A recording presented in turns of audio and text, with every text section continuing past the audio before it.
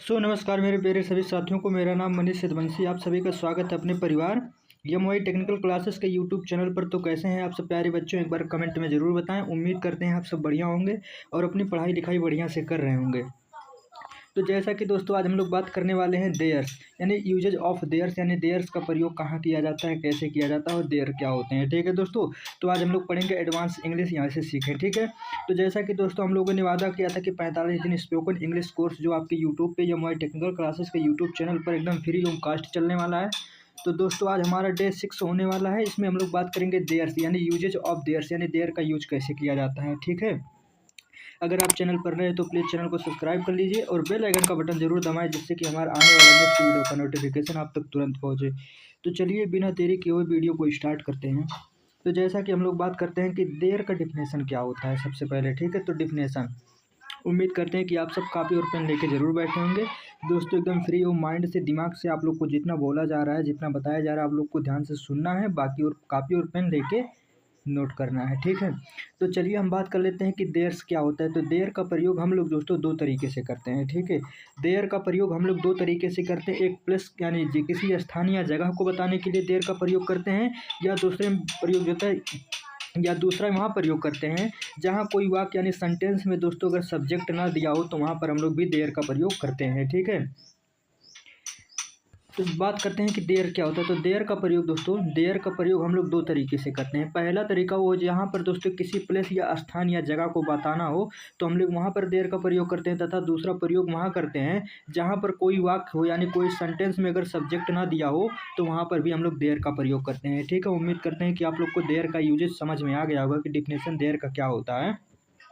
तो देयर का प्रयोग दोस्तों हम लोगों ने दो तरीके से देयर का प्रयोग हम लोग करते हैं। फर्स्ट जो करते हैं दोस्तों किसी स्थान या जगह को बताने के लिए करते हैं, और दूसरा वहाँ प्रयोग करते हैं दोस्तों जहाँ अगर कोई वाक्य यानी सब्जेक्ट हो, अगर दोस्तों किसी सेंटेंस में अगर सब्जेक्ट ना दिया हो तो वहाँ पर भी हम लोग देयर का प्रयोग करते हैं। ठीक है, चलिए आगे बढ़ते हैं।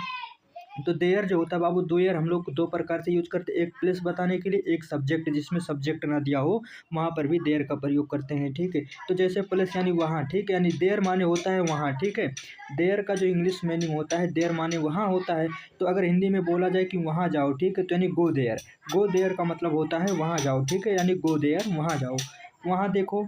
तो वहाँ देखो जो होता है दोस्तों, वहाँ देखो यानी लुक एट देयर। ठीक है, लुक एट देयर का मतलब होता है वहाँ देखो, यानी लुक एट देयर यानी वहाँ देखो। ठीक है, इसी तरीके से बात करते हैं जिस वाक्य यानी सेंटेंस में अगर सब्जेक्ट ना दिया हो तो वहाँ पर भी देयर का प्रयोग करते हैं। यानी जब किसी वाक्य यानी सब वाक्य में, जब किसी वाक्य में अगर सब्जेक्ट नहीं दिया हो तब भी वहाँ पर हम लोग देयर का यूजेस करते हैं। जैसे कि दोस्तों आसमान में तारा है, ठीक है, तो आसमान में तारा है तो there are star in the sky. ठीक है, यानी आसमान में तारा है तो there are star in sky, यानी आसमान में तारा है। ठीक है, there are star in sky यानी आसमान में तारा है।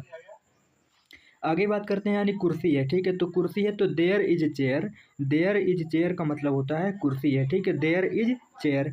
उम्मीद करते हैं आपको जो होता है देयर का यूज समझ में आ गया होगा। देयर का यूज हम लोग दो प्रकार से करते हैं। एक फर्स्ट या किसी स्थान या जगह को लिए करते हैं, और दूसरा जो होता है अगर कोई सेंटेंस में अगर सब्जेक्ट ना दिया हो तो वहाँ पर भी हम लोग देयर का ही प्रयोग करते हैं। उम्मीद करते हैं कितना आप लोग को समझ में आ गया होगा। चलिए आगे बढ़ते हैं बाबू। देयर जो होता है, देयर का यूजेज हम लोग दो स्थिति में करते हैं। देयर का यूजेज हम लोग दो स्थिति में करते हैं। फर्स्ट स्थिति जो होता है जैसे कि ये जो घर दिख रहा है, ठीक है, यानी किसी भी जो होता है किसी भी वाक्य में अगर सब्जेक्ट ना दिया हो तो वहाँ करते हैं। दूसरा जो होता है अगर जब हम एक वस्तु के जो होता है एक वस्तु दूसरे वस्तु के अंदर की बात करते हैं तो वहाँ पर भी हम लोग देयर का प्रयोग करते हैं। जैसे कि दोस्तों ये पहले तो हम लोग से बाहर से सिर्फ देख रहा है, एक दीवार दिख रहा है, ठीक है, स्कूल दिख रहा है। स्कूल के अंदर जो चेयर रखे हैं सब, ये तो हमें दिख नहीं रहा है, लेकिन से इसके लिए भी हम लोग देयर का प्रयोग करते हैं। यानी देयर का यूजेज हम लोग दो स्थिति में करते हैं। फर्स्ट स्थिति जैसे उसका फ्रंट व्यू देख के उसको देयर का प्रयोग करेंगे, और इसके अंदर क्या है तो दिखाई नहीं दे रहा, उसको भी हम लोग वहाँ पर भी हम लोग देयर का ही प्रयोग करते हैं। ठीक है, तो देयर का यूजेज जो होता है हम लोग दो स्थिति में करते हैं। एक फर्स्ट स्थिति जो होता है जब किसी वाक्य में सब्जेक्ट ना दिया हो तो भी देयर का प्रयोग करते हैं, और दूसरा स्थिति हमारा जो होता है जब एक वस्तु दूसरे वस्तु के अंदर हो फिर भी हम लोग वहाँ पर देयर का प्रयोग करते हैं। उम्मीद करते हैं इतना आप लोग को समझ में आ गया होगा। चलिए इसके जो होता है प्रेजेंट देयर के बारे में बात करते हैं। ठीक है, तो आप लोग हेडिंग डालिएगा कि प्रेजेंट देयर क्या होता है। प्रेजेंट यानी देयर प्रेजेंट में क्या होता है। ठीक है, तो हम जब हमें यह बताना हो कि वर्तमान में कोई एक वस्तु की दूसरी वस्तु के अंदर है, ठीक है। यानी जब हमें वर्तमान में बताना हो, जब हमें यह बताना हो कि वर्तमान में अगर कोई वस्तु एक दूसरे के अंदर है या फिर एक ऐसा वाक्य जिसमें सब्जेक्ट जो होता है नहीं हो, तब हम वहाँ पर जो होता है देयर का प्रयोग करते हैं, ठीक है। जैसे इज माने होता है एक वस्तु, ठीक है। वो आर माने होता है एक से अधिक वस्तु रहेगा तो हम लोग वहाँ आर का प्रयोग करेंगे, ठीक है। तो यानी आर एस पी का मतलब होता है रिमाइंस पार्ट ऑफ स्पीच, ठीक है। उम्मीद करते हैं इतना आप लोग को समझ में आ गया होगा कि देयर प्रेजेंट में देयर का यूजेज जो किया जाता है बाबू, जब हमें यह बताना हो कि वर्तमान में कोई एक वस्तु, ठीक है, वर्तमान में यानी प्रेजेंट में कोई एक वस्तु किसी दूसरे वस्तु के अंदर है, ठीक है। या फिर हमें ये बताना हो कि ऐसा वाक्य जिसमें सब्जेक्ट नहीं है, तब हम लोग वहाँ पर देयर का उपयोग करते हैं। जैसे इज जो होता है, इज हमारा एक वस्तु के लिए होता है, ठीक है। वो आर जो हमारा होता है एक से अधिक वस्तु रहेंगे तो वहाँ पर हम लोग आर का प्रयोग करते हैं। ये दोस्तों रिमाइंडिंग जो होता है, रिमाइंडिंग पार्ट ऑफ स्पीच जो होता है, इसे शॉर्ट फॉर्म में आरपीएस भी कहा जाता है, ठीक है। उम्मीद करते इतना आप लोग को समझ में आ गया होगा। चलिए अब इसके स्ट्रक्चर के बारे में बात करते हैं। तो स्ट्रक्चर दोस्तों आपके स्क्रीन पे दिख रहा होगा, बहुत ईजी स्ट्रक्चर है, ठीक है। जैसे कि हम लोग स्ट्रक्चर के बारे में बात करेंगे तो आप लोग हेडिंग डालिएगा स्ट्रक्चर, ठीक है। तो हमारा जो सिंपल जो होता है प्रेजेंट होता है, ठीक है, सिंपल सेंटेंस जो होता है, सिंपल सेंटेंस में हम लोग पहले क्या करेंगे बाबू, पहले देयर का प्रयोग करते हैं, फिर उसके अनुसार क्रिया लगाते हैं, वर्ब लगाते हैं, ठीक है। इज एम आर, ठीक है, चाहे इज लगाएं या आर लगाएं। अगर सिंगुलर रहेगा तो इज लगाएंगे, अगर एक से अधिक रहेगा वस्तु तो वहाँ पर हम लोग आर का प्रयोग करेंगे। उसके बाद ऑब्जेक्ट लगाएंगे, फिर आर पी एस जो होता है, ठीक है। यानी रिमाइंडिंग जो होता है पार्ट ऑफ स्पीच को लगाएंगे। अगर निगेटिव में हमारा सेंटेंस है, निगेटिव में सेंटेंस रहेगा तो क्या करेंगे दोस्तों, पहले हम लोग देयर को प्रयोग करेंगे, ठीक है। देयर के बाद दोस्तों हम लोग जो होता है इसमें वर्ब का प्रयोग करेंगे, इज या आर का, ठीक है। उसके बाद नॉट का प्रयोग करेंगे, फिर ऑब्जेक्ट, फिर रिमाइंडिंग जो होता है पार्ट ऑफ स्पीच, ठीक है। अगला इंट्रोगेटिव जो होता है, इंट्रोगेटिव यानी इज एम आर, ठीक है। पहले इंट्रोगेटिव में हम लोग क्या करते हैं, पहले इसमें वर्ब लगाते हैं, ठीक है। चाहे दोस्तों इज हो चाहे आर हो, पहले हम लोग इसमें वर्ब लगाते हैं, उसके बाद देयर, फिर ऑब्जेक्ट, फिर जो होता है इसमें दोस्तों आरपीएस होता है, ठीक है। उसके बाद इसमें क्वेश्चन मार्क जरूर लगाइएगा, क्वेश्चन मार्क मत भूलिएगा, ठीक है। आगे बात करते हैं इंट्रोगेटिव निगेटिव, यानी इंट्रोगेटिव निगेटिव का स्ट्रक्चर क्या होता है। तो इंट्रोगेटिव निगेटिव जो होता है इसमें हम लोग इज या आर, पहले इसमें या हम लोग क्रिया का, पहले हम लोग इसमें वर्ब का प्रयोग करते हैं, ठीक है। चाहे इज लगा दें या आर लगा दें, उसके बाद हमारा देयर आता है, फिर नॉट, फिर ऑब्जेक्ट, फिर रिमाइंस पार्ट ऑफ स्पीच आता है, ठीक है। अगर question W H word, question type अगर हमारा वर्ड क्वेश्चन रहेगा तो इसमें हम लोग क्या करेंगे दोस्तों, पहले डब्ल्यू एच वर्ड लगाएंगे, ठीक है।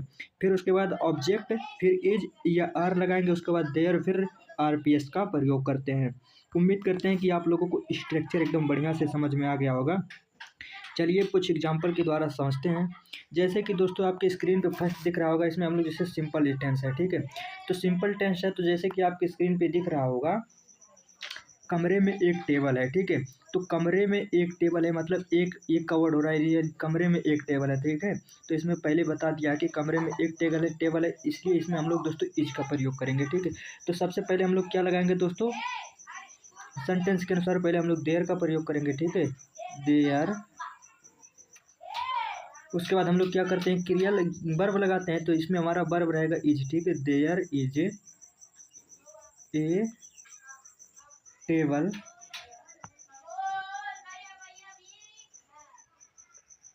There is a table in माने होता है अंदर, ठीक है।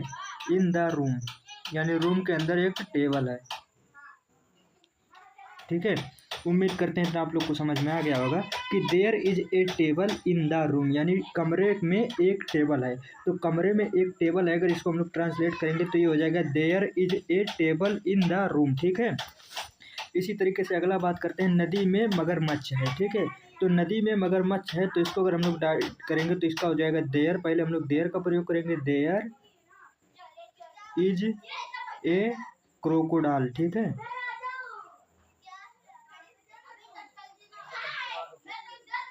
क्रोकोडाइल इन द रिवर, ठीक है बाबू,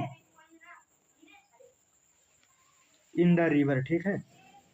यानी there is a crocodile in the river, यानी नदी में एक मगरमच्छ है, ठीक है। उम्मीद करते हैं ये आपको समझ में आ गया होगा। इसी तरीके से हमारा जो थर्ड दिया गया है कि बगीचे में फूल है, ठीक है। तो बगीचे में फूल है, तो अगर इसको हम लोग को ट्रांसलेट करना होगा तो ये हो जाएगा there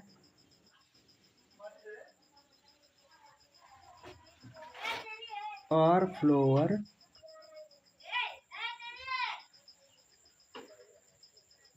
there are flower in the garden. ठीक है बाबू,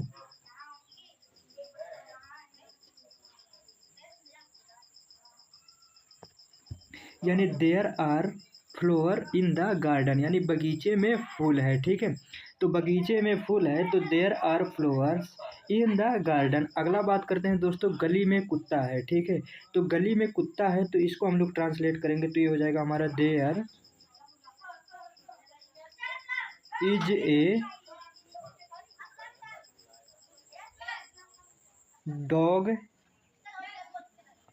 इन द स्ट्रीट। ठीक है, उम्मीद करते हैं इतना आप लोग को समझ में आ गया होगा। बाबला अगला जो क्वेश्चन है, यानी अलमारी में एक किताब है, तो उम्मीद करते हैं अगर इतना आप लोग को समझ में आया होगा तो इसका क्वेश्चन जो होता है इसका आंसर आप लोग कमेंट बॉक्स में देंगे। ये आप लोगों के लिए होमवर्क है।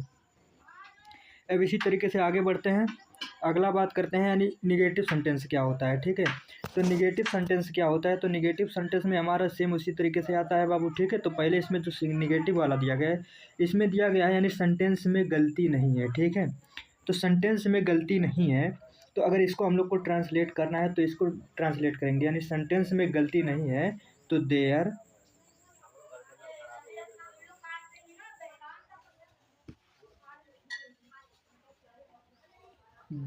Are no mistake, there are no mistake in the sentence. ठीक है, यानी सेंटेंस में गलती नहीं है तो there are no mistake in the sentence. ठीक है, उम्मीद करते हैं आपको समझ में आ गया होगा। इसी तरीके से अगला है छत पर बंदर है। ठीक है, तो छत पर बंदर है, अगर इसको हम लोग को ट्रांसलेट करना है तो there is no monkey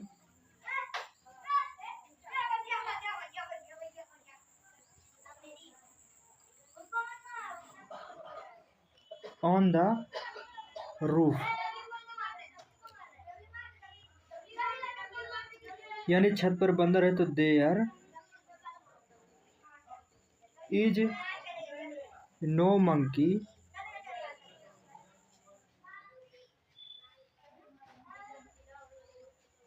on the roof. ठीक है, उम्मीद करते हैं इतना आप लोग को समझ में आ गया होगा। अब अगला बात करते हैं बाबू 8वां नंबर जो हमारा है, जंगल में शेर नहीं है। ठीक है, तो यानी हमारा जो निगेटिव सेंटेंस आएगा इसमें हमेशा नॉट का प्रयोग होगा। ठीक है, यानी जंगल में शेर नहीं है। ठीक है, तो अगर इसको हम लोग को ट्रांसलेट करना होगा तो ये हो जाएगा हमारा there is no lion in the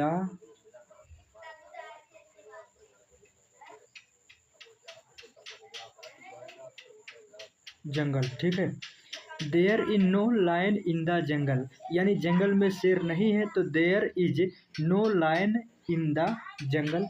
इसी तरीके से जो मेरा अगला क्वेश्चन है ये है गांव में कोई आदमी नहीं है। ठीक है, तो गांव में कोई आदमी नहीं है, तो अगर इसको हम लोग को ट्रांसलेट करना होगा तो there is no man in the village,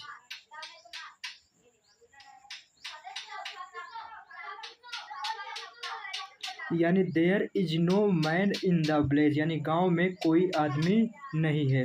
ठीक है, उम्मीद करते हैं इतना आप लोग को समझ में आ गया। अगला बात करते हैं, यानी खेत में कोई किसान नहीं है। अगर इतना आप लोग को समझ में आया है तो इसका भी जवाब आप लोगों को कमेंट बॉक्स में देना है। यह भी आप लोगों के लिए होमवर्क है। ठीक है, चलिए अब आगे बढ़ते हैं बिना देरी किए हुए। ये सब बाबू जितना आप लोगों को प्रैक्टिस है ये सब आप लोग को कमेंट में मिल जाएगा। ठीक है, मतलब PDF मिल जाएगा हमारे टेलीग्राम चैनल पर MY technique engineer Manish Yaduvanshi पर। आप लोग इससे अपना प्रैक्टिस कर लीजिएगा। दोस्तों बात करते हैं कि वोकेबलरी के बारे में। ठीक है, तो हमारा जो फर्स्ट वोकेबलरी है ब्लिंड। ठीक है, VLIND, ब्लिंड माने होता है अंधा। ठीक है, इसका मतलब होता है देखिए अंधा। इसीलिए दोस्तों आप लोगों के लिए फिगर भी दिखा दिए कि ब्लाइंड, VLIND, ब्लाइंड माने होता है अंधा। ठीक है, अगला बात करते हैं बाबू, दूसरा वोकेबलरी के बारे में बात करते हैं। दूसरा वोकेबलरी के बारे में बात करते हैं, यानी डुम्ब जी, ठीक है, DUMB। डुम्ब मतलब होता है गूंगा, ठीक है, यानी डुम्ब जो होता है, डुम्ब का मतलब होता है गूंगा, DUMB, ठीक है। आगे बात करते हैं, दोस्तों विलाइंड, ठीक है, VALD। विलाइंड माने होता है गंजा, ठीक है, यानी आप लोग इसका टकला देख रहे हैं ना, इसका मतलब होता है गंजा। उम्मीद करते हैं आपको समझ में आएगा। अगला बात करते हैं बाबू, हेंच वेकेट जो होता है, हेंच वेकेट मतलब होता है बाबू कुबड़ा, ठीक है, यानी HUNCH, ठीक है, हेंच BAKEDE। बेकेड मतलब होता है कुबड़ा, ठीक है, यह देख रहे हैं आप लोग को, ये अंकल जी को जो कुबड़ा है, ठीक है। उम्मीद करते इतना आप लोग को समझ में आ गया होगा। हमारा जो अगला वर्ड है बाबू, अगला वर्ड यानी लेम जो होता है, यानी LAM। लेम मतलब होता है दोस्तों लंगड़ा, ठीक है, यानी ये आप लोग देख रहे हैं फिगर में इसका पैर टूटा हुआ है तो इसी को लंगड़ा बोलते हैं। अब दोस्तों आपके लिए ये एक्टिविटी है, ठीक है, ये आप लोगों के लिए दोस्तों, जैसे कि यहाँ लिखा गया है what is there in the जो होता है पिक्चर, यानी आप लोगों को ये पिक्चर देख के आप लोगों को कितना समझ में आया है, ठीक है, इसमें आप लोग कमेंट बॉक्स में लिख के ज़रूर बताएंगे। अगर आप वीडियो पसंद आया है तो दोस्तों चैनल को सब्सक्राइब करिएगा और वीडियो को लाइक करिएगा और ज़्यादा से ज़्यादा शेयर करिएगा। अगर आप चैनल पर नए हैं तो प्लीज़ चैनल को सब्सक्राइब करिएगा और बेल आइकन का बटन ज़रूर दबाइएगा, जिससे कि हमारा आने वाला नेक्स्ट वीडियो का नोटिफिकेशन आप तक तुरंत पहुंचे। तो अगर आप लोगों को किसी भी तरीके का डाउट है तो आप लोग कमेंट करिएगा, हम रिप्लाई ज़रूर देंगे। फिर मिलते हैं कल और एक नई वीडियो के साथ, तब तक के लिए जय हिंद, जय भारत।